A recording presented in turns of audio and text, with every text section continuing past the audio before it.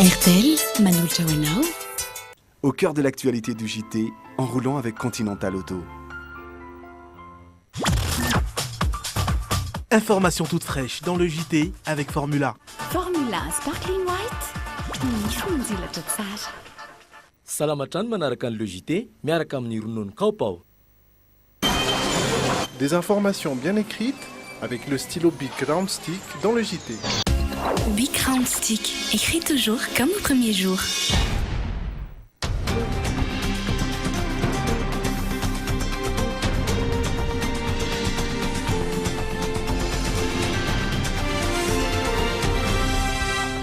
Manao nadalo sika rehetra mpanaraka ny Dreamina amin'izao zoma fa folo ny volana may izao tonga soa atao anatin'ny le JT amin'ny valora latsaka 10 minitra izao ary dia ialana tsi ny BDB ny fahatarana no ny fatapahan-jiro izay matetetika mihitsy tato ato ary dia anomezanay toko fandraisana fepetra manokana mihitsy ny momba an'izay na izany aza dia manasa antsika rehetra anaraka ny le JT hatramin'ny farany. Ny vaovao politika dia fanapa-kevitra politika no niraisin'ny CES hoy ny Prime Ministre Belgique Idriery Edouard kosa hitondra ny fait divers amintsika ray pianakaviany iray no tsy mahatsiaro tena taoriny ny lozam-pifamoivozana ary tsy nitsangana tamin'ny maty ny apôstôly Rija Arvelo tany Mahajanga. Miverina mitaraina indray ny ray aman-dren'ny mpianatra any Chine izay no vaovao hoentintsika ao anatin'ny vaovao sosialy ary mitarika vonjomaika eo amin'ny rally total Iboum sy Bertin hitondra ny sary manokana avy any Frantsa ihany koa sika eo amin'ny RNS izay ny vaovao ny fanatanjahantena izay hoaraha ny vaovao ny kolotsaina ihany koa fa zao ary aloha dia anomboka amin'ny vaovao politika sika miaraka amin'ny faranao soavina.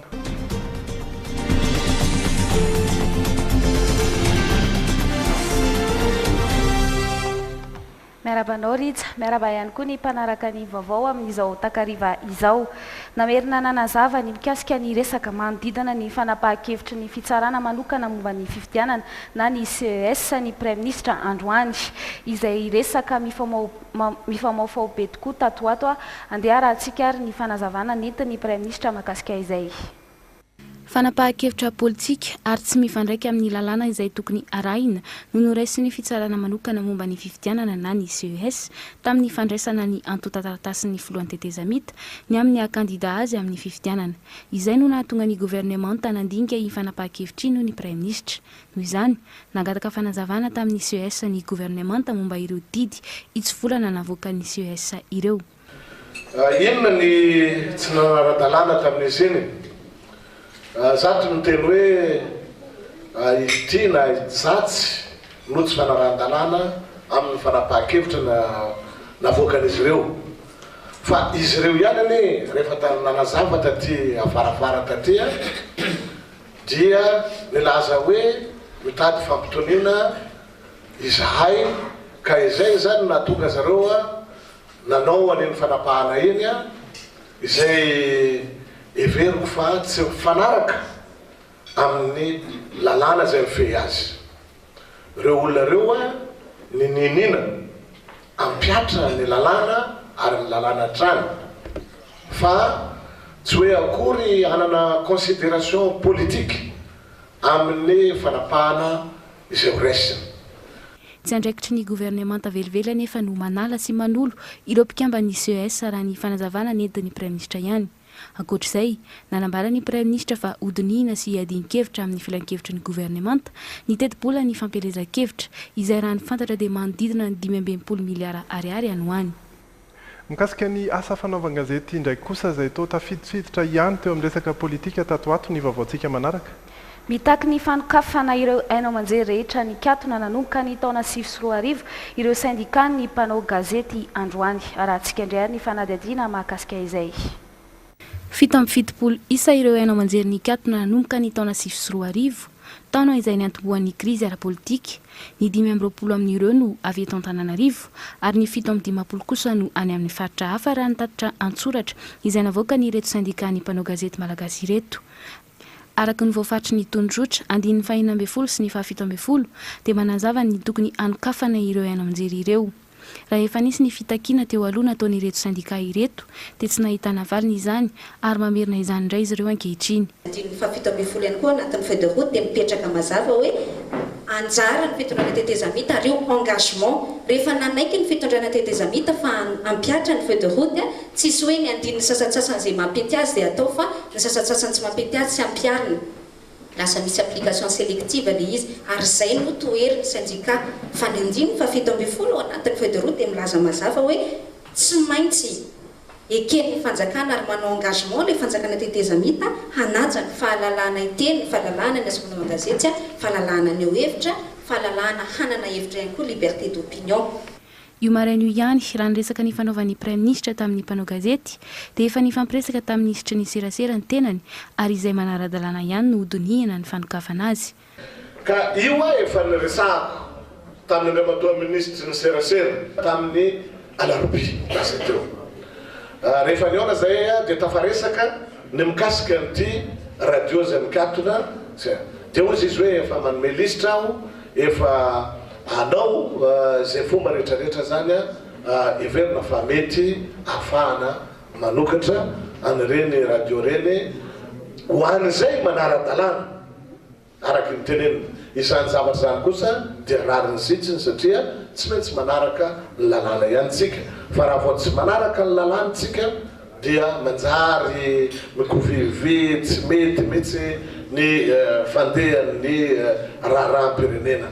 Koa dia zay manaraka mifandraika amin'ny lalàna fa tsy radio pirate dia everiko fa efa misy any ny volavolan-kevitra izay atao ialana olana amin'izay zavatra zay. Miantefa amin'ny fitondrana tetezamita ny antso ataon'ireto syndika araka izany indrindra ny anokafana ireo manjery izay nahazoazon-dalana malalaka raha ny voalaza ihany. Misy avaly izy ireo ao ny Free FM, Radio Mada, Radio Fahazavana, Radio Fototra, Radio Chanel M, Salut et Guérison TV, TV Agricole, Radio et TV Arcade. Eo amin'izay vaovao politika izay ihany dia efa manomboka ihany koa eto amin'ny logité ny fanarahana ny vaovaondreo candidat iray amin'izay no arahantsika fara. Tsy mipetrapetraka intsony ireo candidat izay latsaka hofidiana amin'izao ankatoko ny fifidianana izao isan'izany antoko MDM tarihin'Andriamatoa Pero Rajonarvel izay nanao fitsidiana teny amin'ny firaisana voalohany sy ny firaisana fahadimy ho arahantsika ary ny sary mandrakotra izay. Nanamafy sy nampatsiahy ny foto-kevitra ijoroany ny antoko MDM tarihin'Andriamatoa Piero Rajonarvelo nandritra ny fandalovany tao amin'ny firaisana voalohany sy ny fahadimy. Niona tamin'ireo zokiolona ny tena noho ny fananjana ny ray aman-dreny lehibe tao amin'ny firaisana voalohany. Nanambara sy ny venty araky ny voarakitry ny hira fanevany MDM Andriamatoa filohan'ny antoko fa ny fahantrana dia horava ny fosy saina mifankatia ny fiarahamonina no vatsy ifampitsinjo ho an'ny Madagasikara ary izay no fanamby apetrany amin'ny mahakandida azy amin'ny fifidianana filoham-pirenena. Ny fahantrana dia horava fosy saina mifankatia mifanampy lalandava izany ny atao hoe demokrasia. Ny fiarahamonina no vatsy ka ifampikarakara ifampitsinjo malagasy ho an'ny Madagasikara. Zany fanamby petrakintsika eto. Izay ary ny vaovao politika hoentsika miditra amin'ny lafim-baovao ny trangam-piarahamonina miaraka amin'ny Jerry Edouard.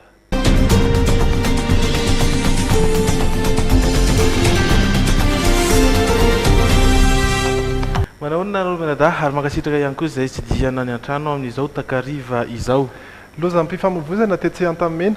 Misesy indray ny lozam-pifamoivoizana satria dia lehilahy iray no mbola tsy mahatsiaro tenina eny amin'ny hôpitaly rehefa voadonina ny fiara teny Antamena ny alin'ny alarobia lasa teo.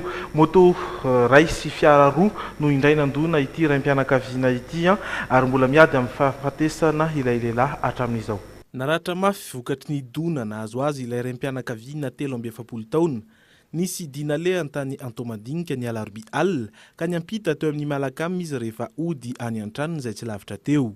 Tokony ho tamin'ny valora sasany ny fotoana tamin'izay.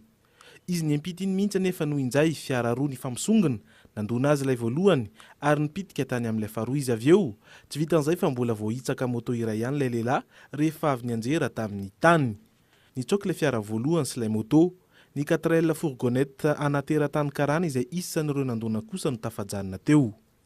Mazava ho azy raha toa ka mbola tsy mahatsiaro teny ilay raim-pianakaviana izay nentina teny amin'ny hôpitaly tamin'ny fotoana ihany, miady amin'ny fahafatesana izy ankehitriny araka ny nambarany vadiny.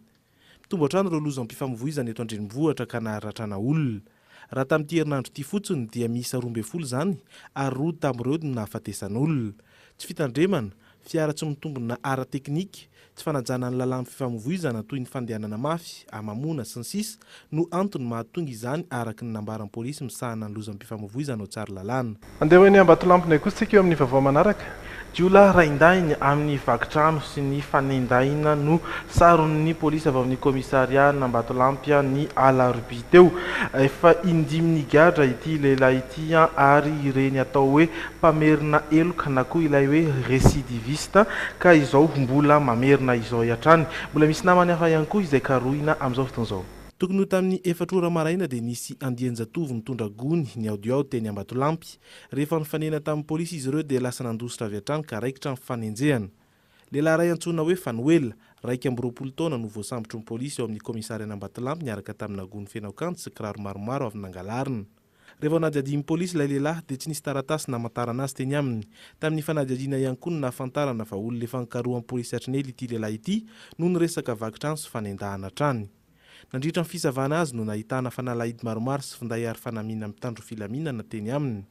Laza izy nandritra ny famotorana nataon'ny polisy fa efa nigadry ny 3 tao amin'ny fonjana Ambatolampy ary indroa tao Antsirabe no niresaka vakitrano sy fanendahana. Marina fa avy namakitrano raha teo izy sy ireo namany tafatsoaka tamin'ny fotoana io ary nifanehatra tamin'ny polisy nanao fisafona. Nilazan'ny polisy fa jiolahy efa nitsoaka amin'ny fonja izy ity. Natolotra ny fitsarana tamin'io andro ihany ilay lehilahy, mitokosa ny fikarohany ireo namany tafatsoaka. Tsy nitsangana tamaty kosa ny pastora Rija Arvelo na ny mpaminany Rija Arvelo ihany koa rehefa nodimandry ny farany herinandro teo. Nanantena izany fitsanganana izany ny fianakaviany sy ireo mpanaradia saingy ny alarobia teo no nasiana formole ny vata mangatsikany. Nalevina moa zany io folakandro io tany Bonamary any Mahajanga ihany ny pastora. Farany kosa dia miverina milony ny fiainana any Mananara avaratra izay nafatesana olona nandritry ny korontana tany antoerana. Olona 7 kosa no voasambotra no ny savorivory nateraka izy ireo ary efa voatazona vonjomaika any amponja avokoa ireo olona ireo rehefa natolotra ny fampanoavana. Ireo polisy kosa dia efa nafindra toerana ka ireo izay tonga nanampy azy ireo na koa ireo renfort sisa no mijanona mampandry ny fahalemana any antoerana. Saotra ny jery teo amin'ireo vaovao ireo tsy dia lavitra izay fait divers izany koa no vaovao arahantsika eo amin'ny vaovao avy any ivelany.